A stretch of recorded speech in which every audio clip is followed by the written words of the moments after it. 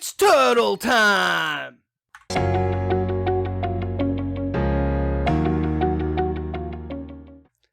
Hi guys, welcome back to Casting Commons, the show where we discuss all things Pauper. I am your host, Teasdale, and this is my co-host, the persistent petitioner himself, Reese.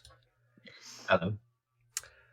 Before we start, please do not forget to rate us 5 stars on Spotify, follow us on Twitter, at CastingCommons1 for the most recent Pauper deck lists, and, of course, subscribe to us on YouTube. And don't forget, by the way, also to comment down below just to tell me how good my turtle time was. Did we like my turtle time intro? Reese was not impressed. How are you doing? You alright? Yeah, good. Not done too much magic, and I got a bit of Pauper in at the weekend, which was good. I really need a test on Magic Online, but I actually can't bring myself to play any Magic Online at the moment. For those nostalgia people in the same era as us, Pokemon Fire Red and Leaf Green have just been released on Switch and Switch 2, so I'm just jamming them instead of testing. Yeah. I used to play a lot of Battlegrounds to obviously pass the time as well. Like, I think I played one game of Battlegrounds this entire weekend. I've literally just been playing Fire Red. That's one more than me. Well, I don't even know why I did either. I think I just couldn't be bothered to bring my Switch upstairs. So I just was on my phone. I was like, I'll play a game of Battlegrounds. And then I came 7th. I was like, I'll give up on that. Let's go downstairs and get the Switch next time. But yeah, you definitely need to get some testing in. Deciding a deck. It'll be right.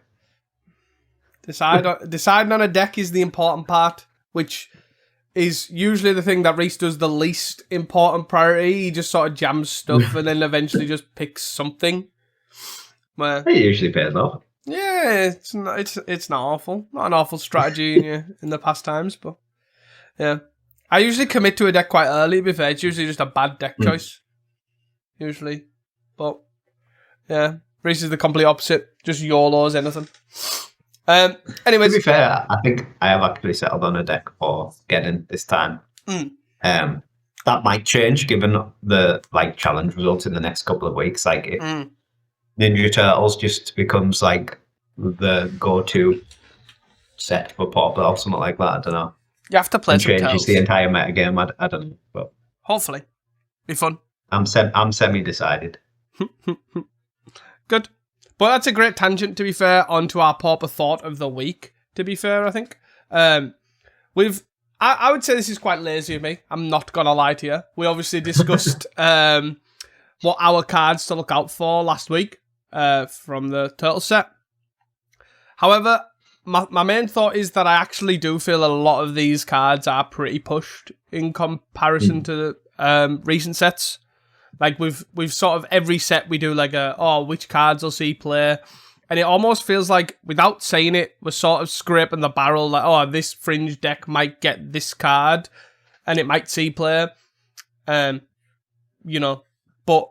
basically, I think these cards are pretty pushed in the grand scheme of things. That it's more of a race to see what comes first. In that sense, yeah, it was a lot easier to pick 4 or 5 cards. Or the top 4 or 5 cards from this set or this string of sets, because one of them's from some subset of a commander product that's not a commander product. But from the overall Mutant Ninja Turtle drop, it was a lot easier to pick the top 4 or 5 cards that look like they could impact Pauper compared to stuff like even Lorwyn and Avatar previously that we are seeing cards come from. They were you would pick 1 card and then the next 3 were a challenge. But yeah, so this Pauper thought of the week is which card we think will break into challenges first, in case that wasn't clear. So we've literally just picked 1 card each and just sort of talk about where we think and why we think, I guess. So yeah. My pick was the Oroku Saki, the Shredder Rising, which is basically the Ninja of the Deep Hours, the black Ninja of the Deep Hours. I think it's a 3/1 Ninja 2/1 the black. And you draw a card and lose a life when it hits. mainly for the fact that Blue-Black Fair is a deck that often crops up in the challenge top 8s, and being able to trade your ninja into one that cannot be cast down or into additional ninjas, like if you want more Ninja of the Deep Hours, seems pretty good. It can't be cast down, it can't be snuff outed. You do lose a life, but it's not that relevant, to be honest, in a control deck like Blue-Black Fair. Yeah, I can definitely see that. And I think that's the thing that's really cool about these cards. Like, obviously, like this card immediately could just slot as a 1 or a 2 of straight into Blue-Black Fair and not even bat an eyelid. Yeah. And I think that's obviously just the flaw for the card. Like, obviously, we discussed last week, which if you are interested and haven't seen it, obviously we talk about where we think these cards could go. They could create their own archetypes and stuff. And I think it's a good, easy slot into, like, straight into a challenge. Just, Baco, I'll rock 2 of these in a Blue-Black Fair. Yeah, exactly. Yeah. It's sort of a tangent, but with this design space that Wizards are now at, where in the Universes Beyond set, like 90% of the creatures are a legend, which they've obviously done for Spider-Man, they've done for Avatar, they've done for this. There's just like, instead of 10 to 15 legends max per set, there's like 60, 70. Is there going to be a point in Pauper where Cast Down is now not the 2-mana removal of choice? Like, obviously, we've seen lately, like, Defile and Scred in particular are picking up in popularity a lot because they're just very versatile answers. But I would still say in the black decks, Cast Down is the go-to removal spell. Yeah. But if we're starting to see like these Raphaels and Shredders and Leonardos breaking in on top of the already like Spider-Men and stuff that we're seeing, and Swarm of Beesman or whatever it's called, what's the tipping point where Cast Down gets pushed out for? I don't think go for the pro, because obviously Affinity is just there and ever present, but maybe something like Doomblade or a Doomblade variant, like a different downside, for example. Victim of the Night. Yeah, maybe, but obviously the casting on that. But it's tough. But there's a lot of like 1 black destroy target creature apart from X, essentially, isn't there? Yeah. But that, to me, I've said this in the past with Spider-Man and stuff as a bit of a tangent, right? That I don't think that's a bad thing. I think I do think, obviously, having the legendaries and a lot of legendaries for deck building, like we've said previously, like Raphael, for example, in Dredge, you just want it a 4 of, but it's legendary, so you can, and you've got the deck building constraints. Yeah. However, Cast Down, on the other side of things, Cast Down's been way too free for way too long. Yeah, I sort of agree. I think the overuse of legendaries in general is bad. But I also think the ubiquitous and like overuse of Cast Down is also bad. Yeah. So like seeing less cast downs and more diversity in that slot would be interesting. It's just a shame it has to come at the cost of like terrible game design, essentially. Yeah, for sure. But I don't know what that threshold is, right? But surely you've got to be on a significant amount of decks that can then obviously play these good cards, right? Do you know what I mean? Like if we get to a point where two or three of the top 5 decks in the format are all playing like a legend that's core to the strategy, is that the tipping point, or does it need to be even more? Like, do you have to have multiple legends in most decks for it to be? Yeah, I don't know. Time will tell, I guess, obviously, right? Because a lot of these seem very pushed, and a lot of them are legendary, right? Yeah. Going on to my pick, mine's probably, anyways, mine is Ultra Monitor, which I think's a bit, I don't know, I feel like I'm cheating the system, right? Because it's not from the main set, as we said, it's from a Commander offshoot product. So it's got affinity for artifacts, which inherently makes it, like, keep an eye on this anyways. It's a 4 and a blue for a 3/3 artifact creature Ultram or something, and it's a 3/3 flyer basically. So it's a Somber Hover Guard that costs 1 less, is an artifact, and 1 more toughness, essentially. Yeah. And Somber Hover Guard has seen play in the past, but the big thing is to me that it's an artifact, which then means it reduces the other affinity for artifacts, which I feel like a lot of people are brushing over Like how strong that Yeah. is. It's pretty huge. I think, to be honest, if Somber Hopperguard was an artifact, it would still be an affinity now. Yeah, I agree. Like it wouldn't have been pushed out. The biggest thing was it wasn't an artifact, so it got pushed out because it didn't reduce your costs on anything. You couldn't like sack it to your craft clan if you needed to sack another artifact. Like, it had a lot of downsides by just being a random dog. Same for Gear Seeker Serpent. Like if Gear Seeker Serpent was an artifact, it would probably. I don't think it would be in every affinity list, but it would be in a lot more affinity lists than it is. It's a real strong line of text on that card. Yeah. But yeah, I think this card has a lot of legs. My initial thought is actually, to be honest, I wouldn't be surprised if people just cut Mer Enforcer and play this card as a good starting point. Yeah. I think Mer Enforcer, not that it's had its day by any stretch of the means, I just think at the moment the meta is very much, it's full of big guys on the ground or lots of little guys on the ground, which then means that Mer Enforcer just often gets chump blocked and doesn't really do a lot, or then gets outclassed. When Grixis Affinity has a lot of problems in the air, this does really well in that instance, right? It obviously blocks and kills core Skyfishers, which obviously Somber Hoverguard didn't. It kills all the refurbs from other affinities, and it kills Snacker as well, which is another big problem for the deck. So, like, I wouldn't be surprised if that's the first thing that people try and see how it performs.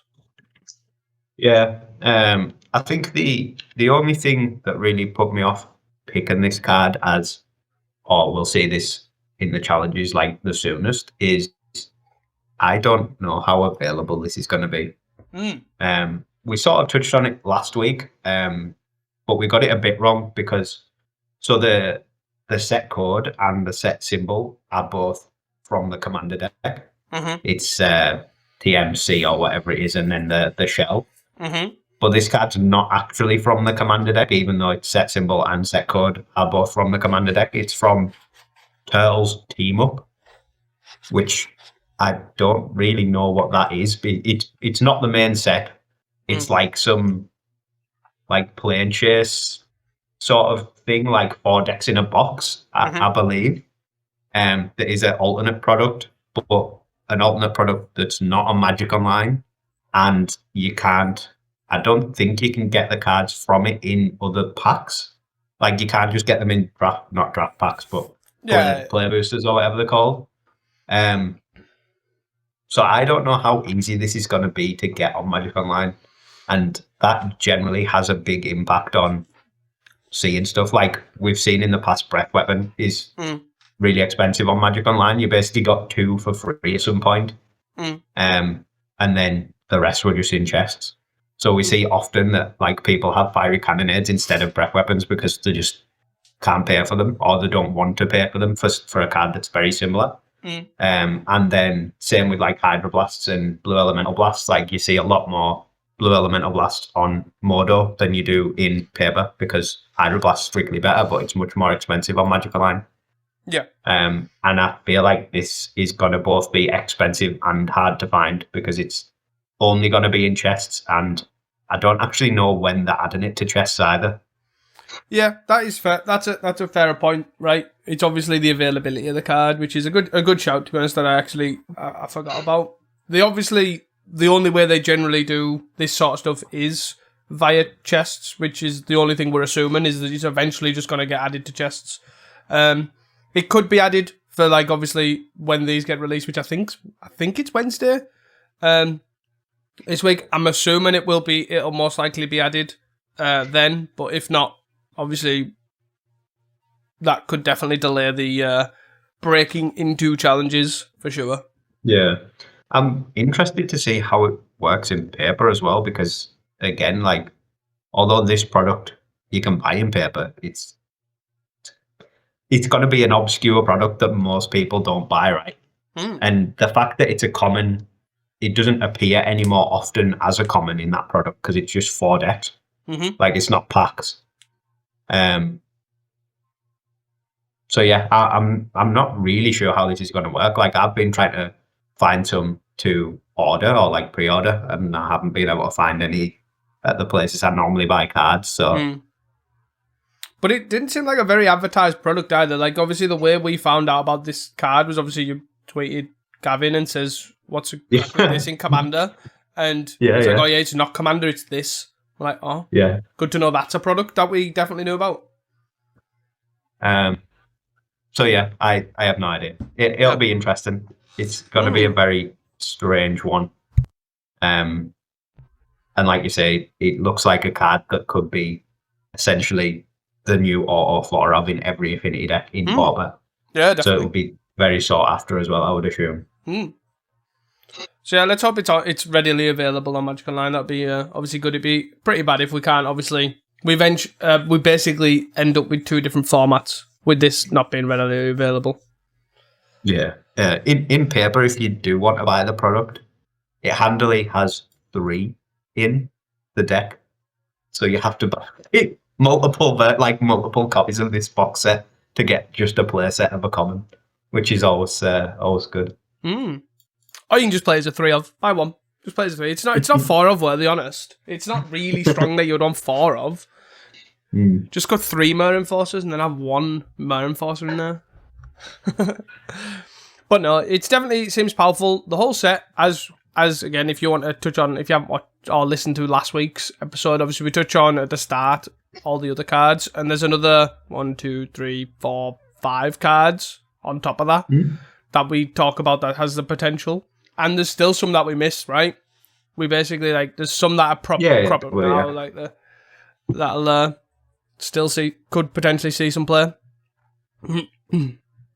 Anything else to add on the Pauper thought?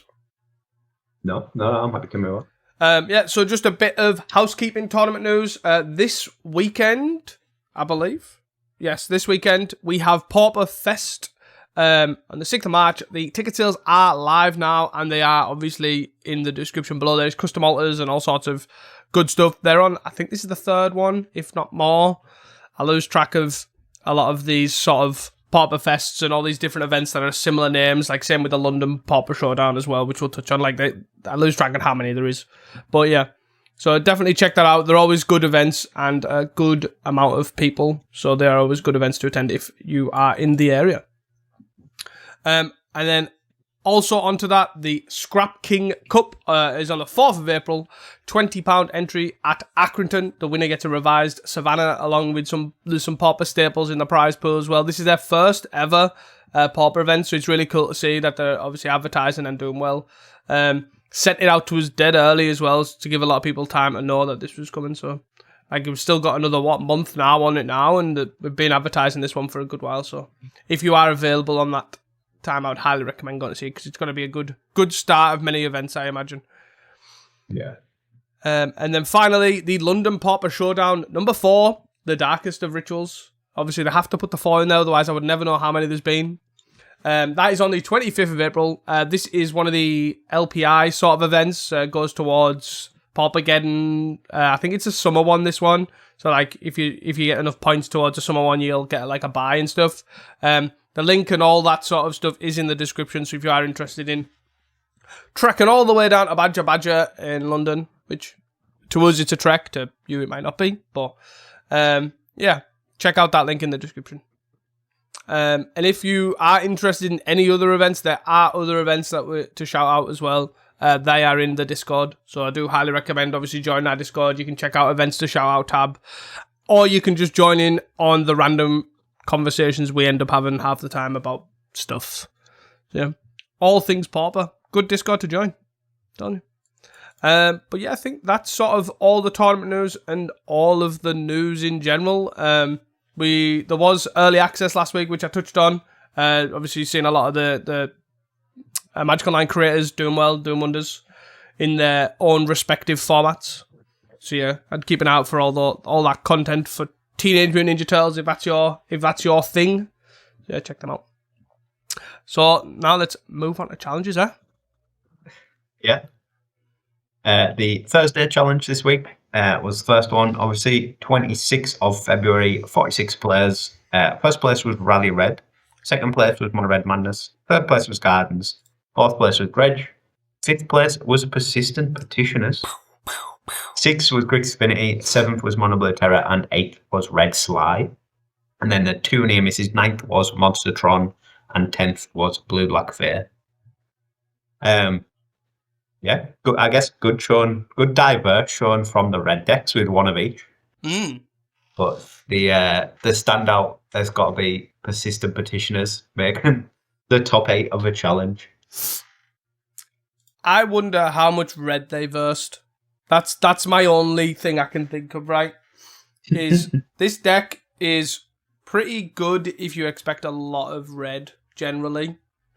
Yeah. Just you basically what you can do is you can just keep playing advisors like this deck wants to do, and then the first activation generally you can mill yourself. You will mill a Gnaw to the bone over. You will gain that much life that you will basically not die, and then after that you just keep playing stuff, and then eventually just mill them out. They did lose to Madness in the quarters, so it's not an infallible plan. But yes. But generally, that is the reason to play Persistent Petitioner. A lot of the time, it's a good deck to run in leagues because of that. Obviously, Madness is a pretty strong, high cap burn plan. You are planning on milling them out, so they can actually kill you before they draw as well with lava darts and stuff like that. So there is, like, it is obviously they can play around it, but yeah, I think generally that's like the big pull for it. It also does have Generous Enter Mass Vandal as also another way to disrupt your opponent, whether they're on Affinity or Jund Wildfire or whatever. Yeah, it's a pretty cool one. Also running a new-ish card as well from Avatar. Obviously gained since probably since the last time we've seen Persistent Petitioners getting played. Which is the Forecasting Fortune Teller. 2 mana, 1/3, but it's an advisor, which is obviously the key part for this deck. When it ETBs, creates a token as well. So just another 2 mana advisor replaces itself. Essentially the card that you want for this deck, because you've already got like the Pond Prophets and the Bellum Criers doing very similar things. Yeah, definitely. It's just, to be fair, it's just a solidly statted advisor as well, right? A 1/3 is nothing to scoff at, right? Pretty good. Yeah, I think like if the Pond Prophet was just a 1/3, like you'd be very, very happy. It's like, it's obviously not that good because you have to crack the clue, but yeah, the 1/3 body is definitely solid. For sure. But yeah, it's pretty cool. Always amuses me that a deck like this can just exist in Pauper and do well. And I think it's definitely like one of the standout reasons to like play the format and advertise the format to new people. Like, you can play stuff like this and it's like viable. Exactly. Like I always think though, that, like, obviously this format, right, always does reward you playing something you know, right? If this pilot obviously knows this deck very well, knows, like, this deck obviously very memey for the grand scheme of things, right? You run 10 Persistent Petitioners, but you know what you want to do against a certain deck. You have game against it, right? Like, obviously milling yourself or milling things at a certain time and stuff like that. Like, there's so much game that what you can aim for can definitely just carry you through this. So, pretty cool one, for sure. Outside of the Spicy Petitioners deck, there wasn't an awful lot else going on. The Sly list had a couple of Lava Spikes in, which is quite an interesting inclusion for that deck. I think it had gone down on creatures as well compared to the normal, like the normal list. It looks a lot more, I guess, Goldothri, right?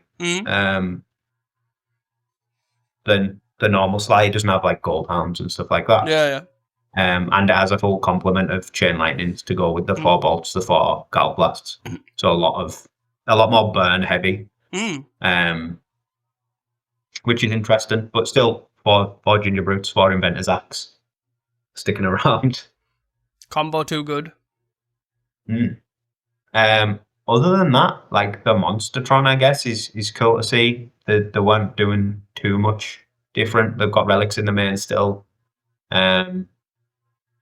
Yeah. Rush of Knowledge. Yeah. It's quite a cool old card that we don't see too often. Yeah, that's all I was really going to say, right, is they've got the addition of Rush of Knowledge, which is pretty nice. Pretty cool, old school sort of card. Haven't seen it since, like, what, Fischl Brand or whatever they called it, with the Gurmag Angler sort of combo. But yeah, pretty good to cast on your 7 drops and stuff, so. Yeah. Pretty cool. Moving on then to the Friday challenge, Friday the 27th, 57 players. First place was Gardens, second place Rally Red, third place was Boros Moxite, fourth was Mono Red Madness, fifth was Spywalls, sixth was Mono Red Madness, seventh was Mono Blue Terror, and eighth was Corgate. And then the 2 near misses, 9th Grixfinity and 10th Elves. Again, sort of another one with not an awful lot to say. Like, the format at the moment is very defined, which I suppose is in one way a good thing, that the Teenage Mutant Ninja Turtle stuff is looking powerful, because it has the potential to shake up a format that's developing quite slowly, I would say. It'll definitely make it a lot more interesting for us, like looking through the challenges, if there's some spicy stuff or some new stuff there. But yeah, not too much going on, not a lot of new cards really being tried either, or like not too many deviations from what I would say is the set lists. Yeah, there's not really too crazy, right? I think the only thing I spotted was the Boros Moxite deck was Viashino's decided to suplex main. He's like, that's sort of like where we're looking at. We're looking at random tech one-offs here and there. And that seems to be, and again, it's not even out of the question. They did run it in the sideboard at one point, so just having it in the main seems pretty good, right? Yeah. And I guess worth touching on the Corgate in 8 is the 1 splash and green as well for the open the gates, and the 2 Rancors. Still on 2 count as well, 2 Brainstorm as the main cuts to facilitate that as well. Yeah. And still got that bad Cerulean Gatekeeper in the sideboard as well.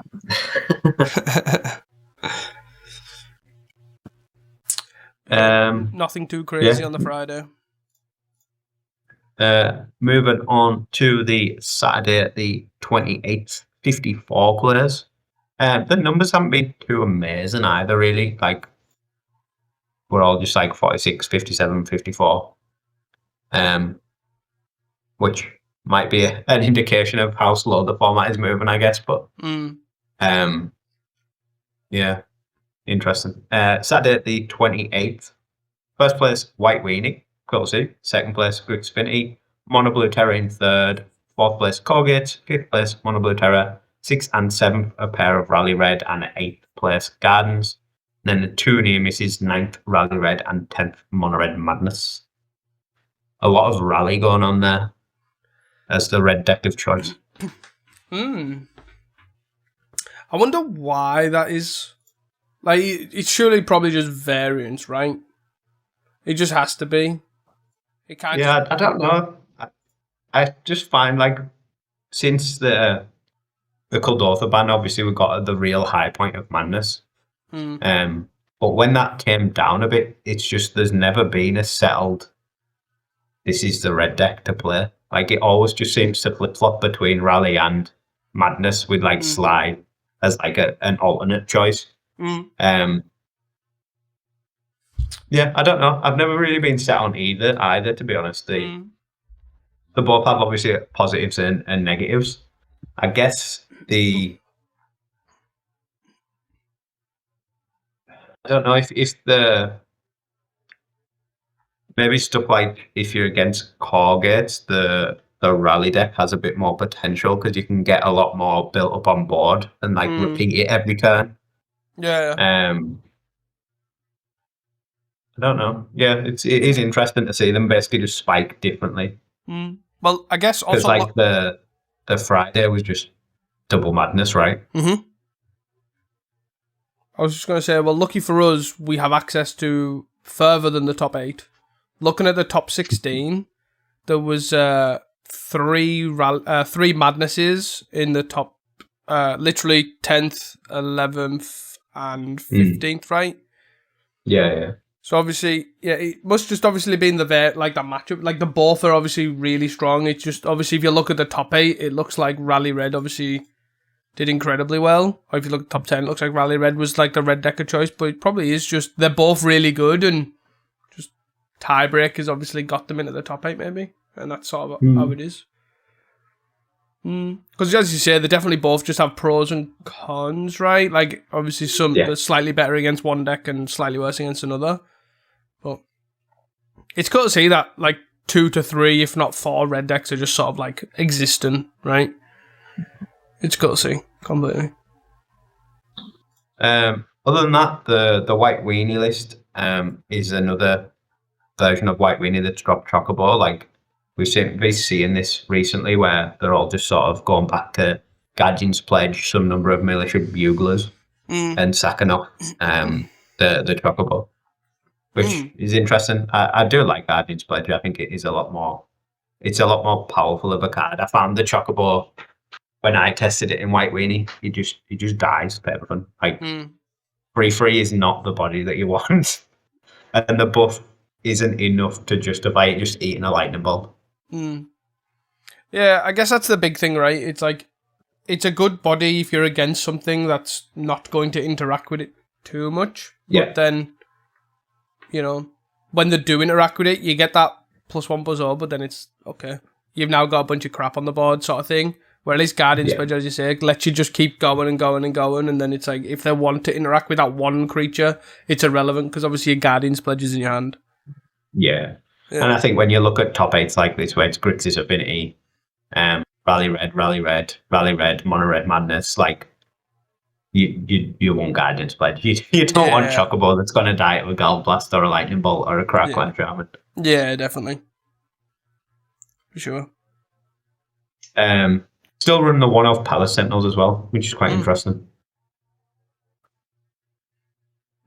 Definitely interesting. It'd be interesting, to be honest. I just feel like it'd be interesting to see how this deck changes like next week with the addition of Leo. Like, do they need to add Leo? Do they want it? Like, obviously this deck's not running the Spider-Man card, whatever it's called, the web slinging one.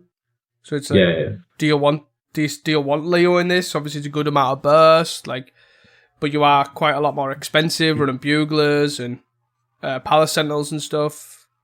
But it's pretty, I just think it's interesting. Like, are we gonna completely rework White Weenie again, with or without Chocobo, with or without Leo, or not? Yeah, I think if they want to run it, they'll have to rework it to a list tuned for it, because I don't think it slots in very well. Yeah. Especially if you want to run like more than 1 or 2.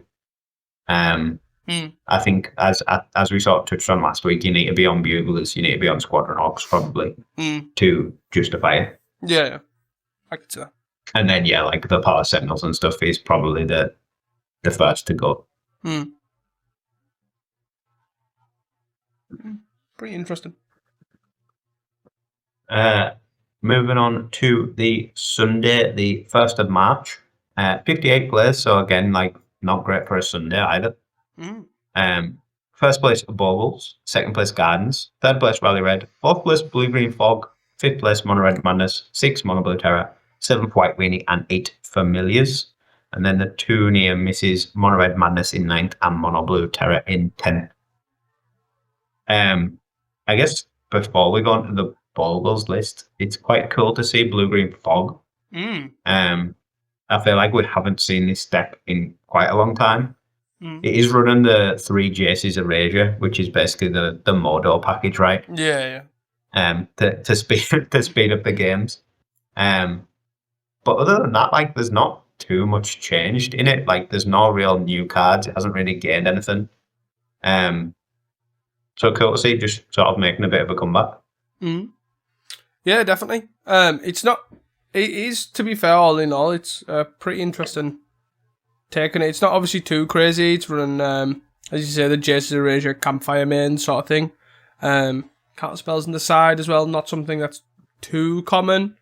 But yeah, interesting to even see, to be fair, as I say, blue-green making a comeback entirely, because I would still say, if you do see fog, I would still be on the side of like black-green's the fog deck of choice. Not that we see fog that much, but all in all, pretty interesting that blue-greens took the mantle here. Yeah. The white weenie list is slightly different again, but still on the Guardian's Pledge Militia Bugler sort of build of white weenie. So, and different pilots as well. So interesting to see that a lot of people are like settling, or people that are doing well in challenges are settling on this older style white weenie build. And then the spicy deck that we've all come for. The Bogles list in first. It's really sick. Yeah. It's very, very different from normal Bogles. It runs a lot more creatures. It's got the usual 4 slippery Bogles, 4 glade covers, only 2 Ledgewalkers, but then it's got 2 Nyxborn Hydra, a Generous Ent, 2 Eagles of the North, and 2 Bannerhide Crew Shocks. And then the rest of the deck, for the most part, is, as you would expect, normal Bogles, like Ancestral Masks, Groves, Cloaks, Armors, only 2 Rancors, but obviously you do have the Crew Shocks that already have Trample, and the Nyxborn Hydras that give Trample in sort of place of Rancor. But then the sideboard has 3 Riven Chrysalis, a Mountain, 3 Avenging Hunters, an Aura Gnarlid, 2 Breath Weapons, and 2 Landwild Visionaries to just like, I don't know, like what's the word for it? I can't remember now. Like switchboard into like from Bogles into like red-green ramp. Transitional sideboard. Yeah, like just completely change into a red-green ramp or like a red-green mid-range deck. Which I really like. It's really cool. I guess the start, like the Generous Ent and the Eagles of the North, fix the awful mana base, or go towards fixing the awful mana base of Bogles anyway. And then having them basically be included as bombs in a sideboard plan.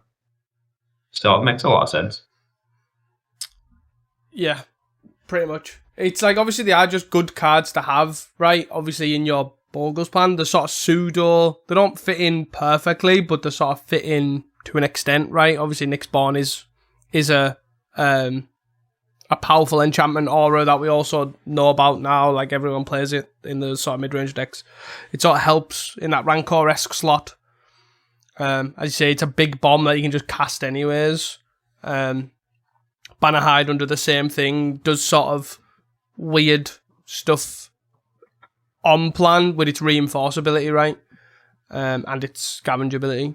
But then obviously, as you say, it's really good at just transitioning in. So, okay, you've taken out all your removal, here's my mid-rangey bomb plan.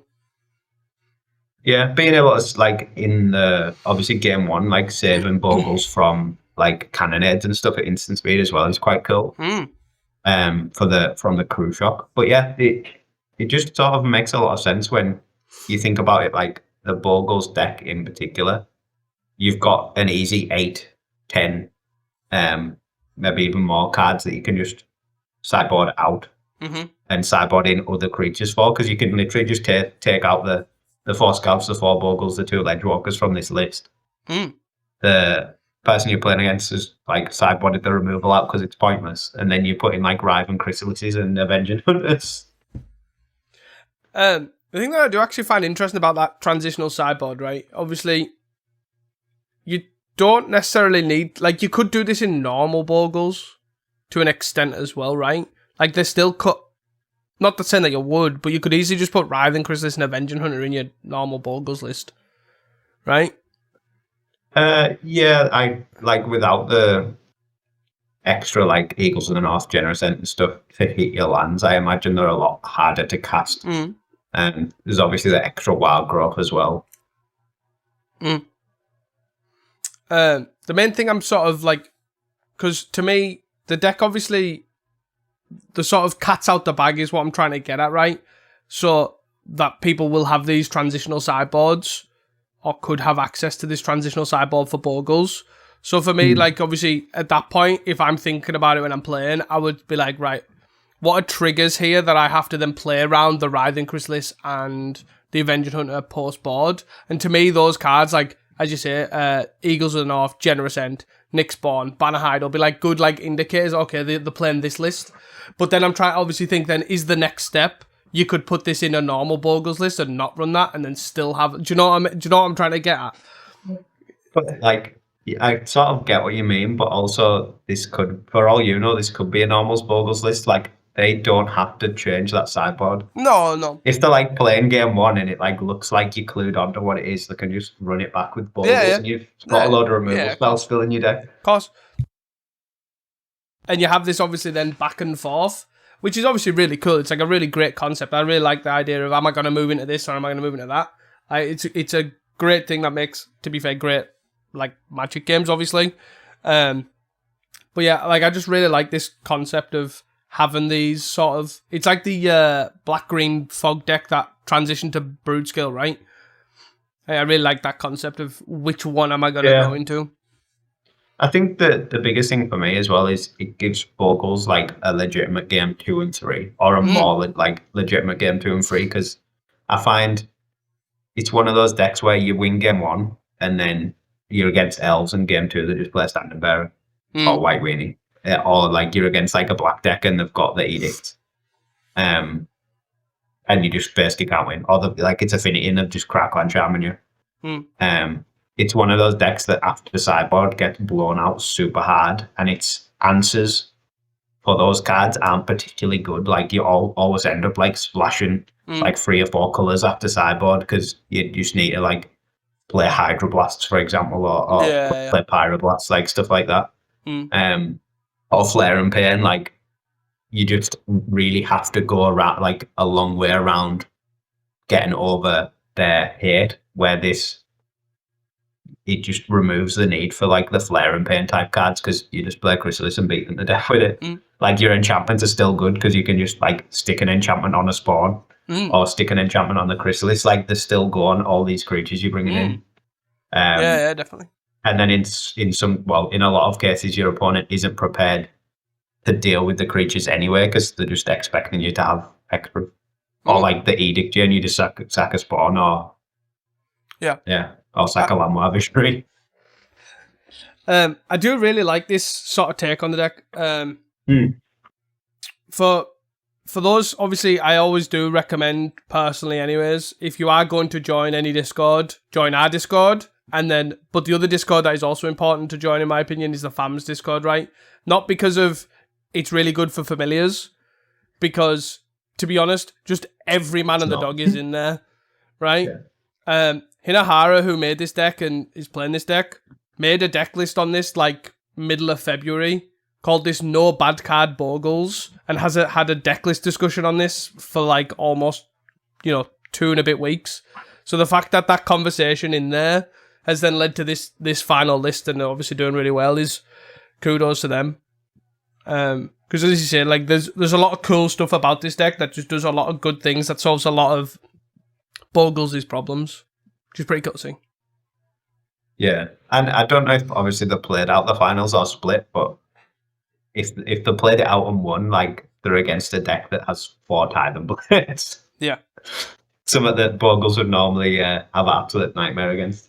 I don't know. I can't confirm if they have or not. My assumption would be, since the noob was in second place, I would assume they probably played it out because he probably whined like a little bitch beforehand. But but that's besides the point.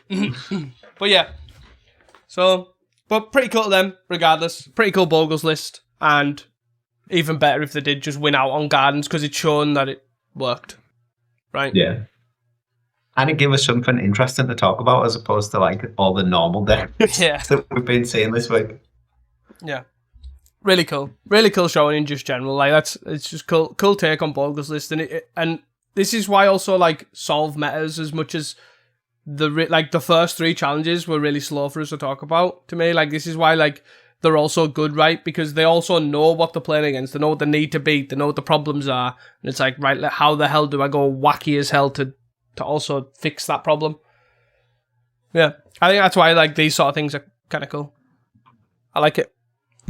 Hmm. Anything else to talk about on the Sunday? No, I'm happy to move on. I just wanted to double check on the FAMs list if they were running the red in the main. Oh, yeah. I just TSP Genrec usually runs the red in the main. I just wanted to check. They are running a Molten Tributary, but that is, I'm assuming, for Pyroblasts in the side, right? Yeah. Yeah. That was all. And Sometimes they run like a Fire and Ice and stuff like that in the main. I just wanted to double check. That was all. Happy to move on. We are on to our listener question, which is from Gilbert. Good old Gilbert. What a name. Don't change. And the question is, if you want to tune your sideboard for an event, and then in brackets they wrote Geddon, what do you think are the best sources to get an idea of what the meta might be, and will it be Jund Wildfire? The answer is probably yes on that respect, because yeah, it probably will. But for me, I think it's quite a hard one, right, to know this, because I often feel like generally to the outside public, it's quite hard to see the information in like the Italian metagame. But there is a website called Pauperwave, which you'll probably know about 3 times a year, and it's come from probably Reddit or Facebook or some Pauper group you've seen, where they'll be like, the Geddon lists are out, and you'll click on it, and you'll scroll through it and see all the Pauper Geddon lists. Well, that also tells you all the information. It's quite hard to find, but it shows you all the information of the Italian leagues that they play. I will put the link in the description, because it does show, it's literally, each one is an article that they post. So it's like, oh, this IPT or this whatever, and the top 8 deck lists, and you can sort of get a feel for what the meta games are going to be like, generally, Isma. Because I don't know about yourself, because I've found it quite hard to find what like the Italian or the generally that sort of like the Paupergeddon stuff looks like, because the information seems quite hard to the general public, I find, to sort of know where. Yeah, that's fair. Pauperwave is a good one. I find it's quite a hard thing to do in general, though. Like, not even just about getting, but just like tuning your sideboard for a particular event. Because Pauper in general is so varied, and so varied on where you are as well, and like what you like, what's local to you, and what the people local to you play. That like the Magic Online meta that we discuss is very different from the paper meta, for example. I think Geddon is probably the easiest one to get a good feel for, because they are so often, and the rate in which Pauper changes, it's not too dissimilar. Like between the last Geddon and this next one, the meta is fairly similar. Obviously, you have to take out the outliers, like the one where Brute Scale was like the best deck, for example. That's obviously now not relevant. But for the most part, we don't get that many bans or big format shifts from a single set. So the information does track somewhat, but yeah, it is difficult. I think for Geddon in particular, having a good plan for Jund Wildfire is smart, but also, as you sort of found out, you can just not play against it. Yep. Like, it's that big of an event, and there's that many people, and especially now when there's a lot of non-Italians attending anyway, because they've opened the tickets up, they've made the event bigger. Like, they bring essentially a different meta with them anyway. So it does dilute the all Italians play Jund Wildfire meme a bit. Yeah. And that's the thing, right? You can go too far one way, which obviously, as I say, I found out. Like, I played a deck that was like free against Jund Wildfire and then never versed it once. But yeah, like, it's a great thing to obviously mention. Like, obviously, they've opened it up massively over the past, I think, 4 events, where you are essentially got 3 to 4 pockets of different metagames, because you've got like the UK community coming in, you've got obviously the Italian community, you've got obviously a lot of the EU communities coming in, you know, all the Skura and Bath people bringing fairies, so you get a high volume of fairies here, and you get a high volume of Jund Wildfire for the Italians, you know, you get the high amount of elves from all the English people, You know what I mean? It's like, like generally, like you are, like it is obviously a good thing to see. Like you do get all these pockets of meta games, which sort of does then end up looking sort of like, well, the actual meta game, if you know what I mean, slightly inflated in places. So Yeah. you sort of you go around like this weird circle of, oh, you can look for the Italian events, and then you look at Pauperwave and you're like, oh, right, okay, these are the things. You could look at the previous Geddon, you know, oh, there's 12% of green-red ramp here on the last one, so expect a fair bit of green-red ramp. But then, as you say, then you've got everybody coming in at once, so then it sort of cancels it all out, and it's just, you can verse anything. So sort of be prepared, generally, is yeah, I think, like, it never ends up being, like, standard events, for example, where there's one best deck and it crushes the event. It's Pauper. It's always very varied. It's always very wide. The best thing you can do really is have a well-rounded sideboard. Maybe pick your 3 or 4 matchups that you think you really need help and focus on them. But try and have something for everything, even if that something is, oh, this matchup's free, I need nothing. Like, that can be an answer as well.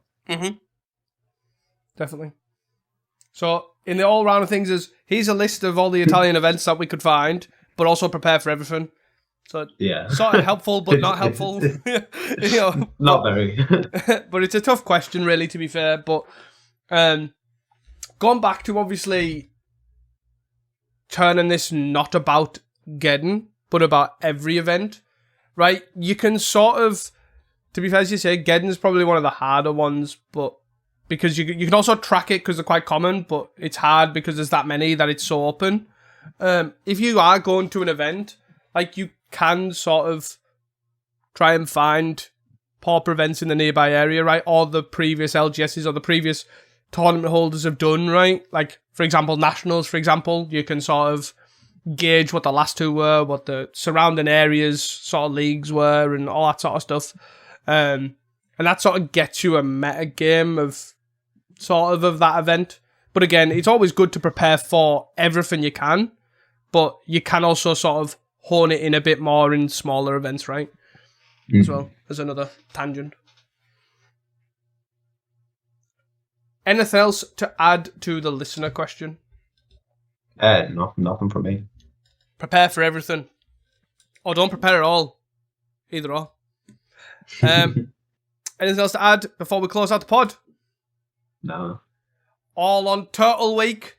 That is all from us at Casting Commons. Thank you for your continued support. Don't forget to tell your friends, your family, and your local Channel 6 news reporter. Until next time, and don't forget to stay hydrated. Peace! Bye.